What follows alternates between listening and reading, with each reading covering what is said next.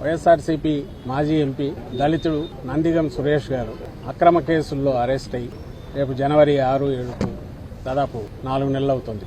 ఏ case తప్పుడు కేసులని ఎందుకు అంటున్నామంటే దాని మీద ఎక్కడ ఆధారాలు లేనివన్నీ తీసుకొచ్చేసి అప్పటికప్పుడు తయారు చేసిన వీటితో 3-4 ఏళ్ల క్రితం అన్ని బయటకు తీసి నిజంగా ఆ రోజు మేము అధికారంలో ఉన్నాం. ఈ రోజు తెలుగుదేశం పార్టీ వ్యవహరిస్తున్న పద్ధతిలో మేము ఆ రోజు వ్యవహరించింటే, జగన్మోహన్ రెడ్డి గారు వ్యవహరించింటే ఈ కేసులన్నీ ఆ రోజు తీసేసి ఉండొచ్చు. అధికారంలో ఉన్నామని అడ్డగోలుగా కేసులు పెట్టలేదు. అధికారంలో ఉన్నాం మా వాళ్ళ మీద తప్పుడు కేసు ఉంటే వాటిని తీసేయించాలని దానికి పోలేదు. చట్టం తన పని తను చేసుకుపోతుంది.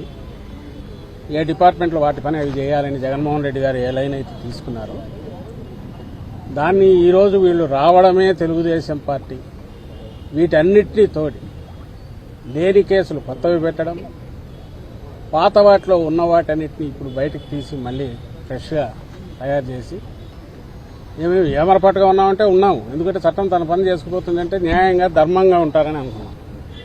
ఇలా తీసుకొచ్చేసి అక్రమంగా జైల్లో పడేస్తున్నాం.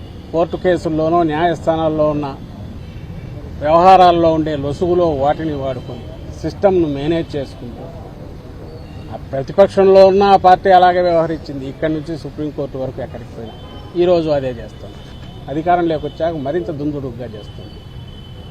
దానికి నిదర్శనం ఈరోజు ఇప్పుడు సురేష్ ఇక్కడ ఈరోజు 4 నెలలు ఇక్కడ ఉండడం.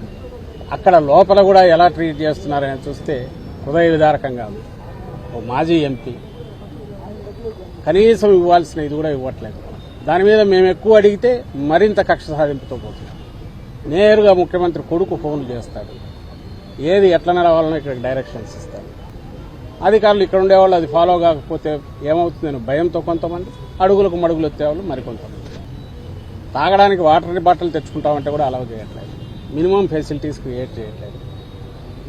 అలాగే 4 నెలలు భరిస్తూ వచ్చారు. మేము పార్టీ జగన్మోహన్ రెడ్డి గారితో సహా వీటన్నిటినీ మౌనంగానే భరిస్తున్నాం.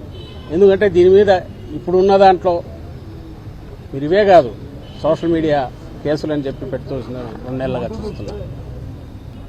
మామూలు కక్ష సాధింపు కాదు, దీన్ని తొక్కేయాలి, ఈ పార్టీ వైఎస్ఆర్సీపీ ఉనికి లేకుండా చేయాలి, బెదరగొట్టాలి, టెర్రర్ క్రియేట్ చేయాలనే పద్ధతిలో కేసుల మీద కేసులు పెడుతున్నారు.